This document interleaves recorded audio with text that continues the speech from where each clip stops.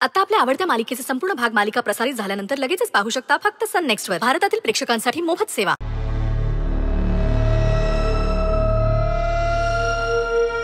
नक्की आरोपी कोण?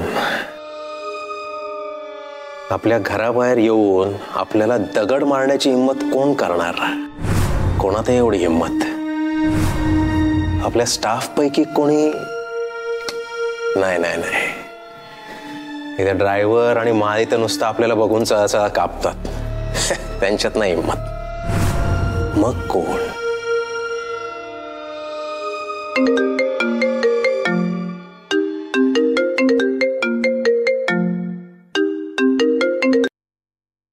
हा डॉक्टर. हो, तुम्ही कॉल करणार होतात.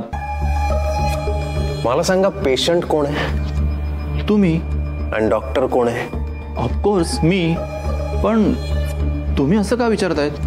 कारण कोणी कोणाला फोन करायचा ना हे तुमच्या लक्षात यावं म्हणून आपण हे विचारतोय. मी पेशंट म्हणजे तुम्ही डॉक्टर म्हणून मला फोन करून विचारायला पाहिजे ना की बाबा तब्येत कशी आहे. आणि महत्वाची गोष्ट म्हणजे मी फक्त पेशंट नाही आहे, या शहरातली एक प्रतिष्ठित व्यक्ती आहे. आपली इमेज आहे काहीतरी, लक्षात येत आहे ना? एक मिनिट मिस्टर प्रिन्स, तुम्ही ज्या फोन करणाऱ्या गोष्टीकडे प्रोटोकॉल म्हणून पाहताय ना, त्या गोष्टीकडे मी तुमची मेमरी टेस्ट म्हणून पाहत होतो. हे आपलं आधीच ठरलेलं होतं. एवढं सांगून जर तुम्ही असंच वागत असाल तर याचा अर्थ तुमची मेमरी नक्कीच लॉस झाली. नाही नाही नाही डॉक्टर, तुमचा गैरसमज होतोय. मी मी मी तुम्हाला सांगतो ना, तुम्ही मला 6:01 फोन करायला सांगितला होता, बरोबर ना? हे बघा, टाइम लक्षात आहे आपल्या अजून. हा, बरोबर की नाही? हे बघा, तुम्ही कितीही आणि काहीही बोललात तरी. नाही नाही डॉक्टर प्लीज, हे बघा, मी रिक्वेस्ट करतो, मला एक चान्स द्या, लास्ट चान्स प्लीज. ठीक आहे, मी तुम्हाला एक चान्स देतो. माझ्या घराजवळ टेनिस कोर्ट आहे. मी रोज सकाळी 5:30 वाजता तिथे टेनिस खेळायला जातो. त्याच वेळेस तुम्ही तिथे येऊन मला भेटायचं आहे. ओके? तुम्ही आलात तर ठीक, नाही आलात तर. डॉक्टर बस, नाही, तुम्हाला पुढे काहीच बोलायची गरज नाहीये. मी तिथे पोचणार, मी टेनिस कोर्टवर पोचणार, तुम्हाला भेटणार. फक्त एकदा टाइम परत सांगता का please? 5:30. Okay doctor, me sharp 5:30 वाजता टेनिस कोर्ट जवळ तुम्हाला भेटणार. विषय संपला. Thank you doctor. ठीक आहे.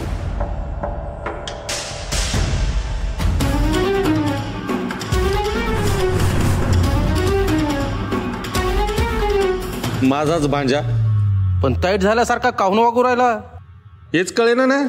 त्याच्या डोक्याला नक्की जोरात मार लागला असणार. डोक्याला नाही, छोट्या मेंदूला. म्हणूनच असा येड छापाने वागू राहिला ना. मामा प्लीज हा, दादाला येडछाप वगैरे बोलायचं नाही हा. मग त्याला ॲबनॉर्मल बोलायचं का? आणि काय फरक पडतो काय म्हटलं तरी? येड छापच वागू राहिला ना तो, सगळं विसरू राहिला ना. माझा दादा वेडा नाहीये, माझा दादा वाघ आहे आणि वाघ कधीच काहीच विसरत नाही. वाघ आहे म्हणे. तो जसा तुझा दादा आहे ना तसा माझा पण भांजा आहे ना, हो की नाही? आणि आता जे काय बोलू राहिलो ना त्याच्या काळजीपोटीच बोलू राहिलो ना. आणि तो माझ्या पोटचा मुलगा आहे. जेवढं मी त्याला ओळखते ना तेवढं त्याला कोणी ओळखू शकणार नाहीये. तो असा नव्हता, तो कधीच असा वागत नव्हता, तो कधी काही विसरतही नव्हता. त्याच्या बाबतीत आपल्याला लवकरात लवकर काहीतरी निर्णय घ्यावा लागणार आहे. काहीही करून त्याला या सगळ्यातनं बाहेर काढावं लागणार. आई, मामा, तुमची आतली जी काय बडबड चालू होती ना ताबडतोब बंद करायची आणि आपण जे काय बोलतोय त्याच्याकडे नीट लक्ष द्यायचं. काय झालं दादा? काही झालेलं नाहीये आणि आपल्याला खात्री आहे काही होणार पण नाही. आपण मेंटली एकदम स्ट्रॉंग आहे. तेव्हा आपण जे काय सांगतोय ना ते बरोबर का चूक तेवढंच सांगायचं बस. आई, तू माझी आई आहेस, बरोबर? बरोबर. तू माझ्या बाबांची दुसरी बायको आहेस, बरोबर? बरोबर. आणि मी तुझा पहिला मुलगा म्हणजे मोठा मुलगा आहे, बरोबर? येस. अरे पण ह्या गोष्टी ज्या सगळ्यांना माहिती आहेत त्याच तुम्हाला परत काय सांगतोयस? तुला सांगत नाहीये ग, माझं डोकं बरोबर काम करतंय की नाही एवढं तपासून बघतोय. मामा.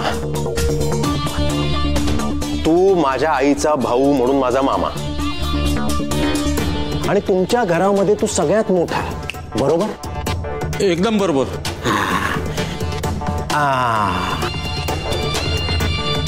संत्रा मोसंबी हा तुझा फेवरेट ब्रँड, म्हणून या बॉटलमध्ये पण तू संत्रा मोसंबी भरूनच पितो. खरं का खोटं?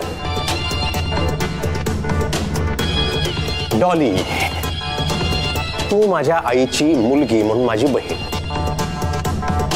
म्हणजे माझ्या आईची दुसरी मुलगी, बरोबर? हो. अरे नक्की काय झालंय ते सांगणार आहेस का? काही झालेलं नाहीये. मला मेमरी लॉस झालाय का नाही एवढं फक्त मला चेक करायचं होतं, आणि माझी मेमरी व्यवस्थित आहे. मला सगळं आठवतंय, काही विसरलेलो नाहीये मी, आणि हेच मला तुमच्या समोर सिद्ध करायचं होतं. बोला, मी जे काय बोललो ते बरोबर बोललो ना? अरे बोला ना, बरोबर बोललो ना? अरे बरोबरच असणार, आपण बोललोय ना? आपल्याला सगळं आठवतंय, काही विसरलो नाही. हे सगळं मी तुमच्या समोर आता सिद्ध केलंय. उद्या सकाळी 5:30 वाजता टेनिस कोर्टवर जाऊन मला त्या डॉक्टर समोर सिद्ध करायचंय. त्याला दाखवून द्यायचंय की आपण येडाबिडा नाहीये, आपण शाणा काऊ आहे.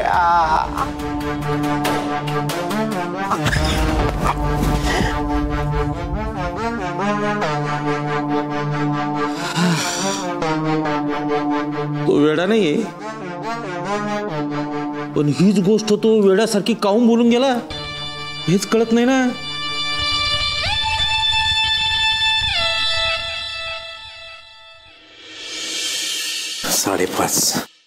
साडेपाच. माझ्या घराजवळ टेनिस कोर्ट आहे. मी रोज सकाळी 5:30 वाजता तिथे टेनिस खेळायला जातो. त्याच वेळेस तुम्ही तिथे येऊन मला भेटायचं आहे. ओके? आपण वेडा नाहीये, खरंच वेडा नाहीये, आणि हे सिद्ध करायची ही शेवटची संधी आहे. उद्या बरोबर 5:30च्या ठोक्याला टेनिस कोर्टच्या बाहेर त्या डॉक्टरला भेटतो, म्हणजे डॉक्टरलाही समजेल की आपण शहाणा आहेत. पण त्यासाठी 5चा अलार्म लावतो.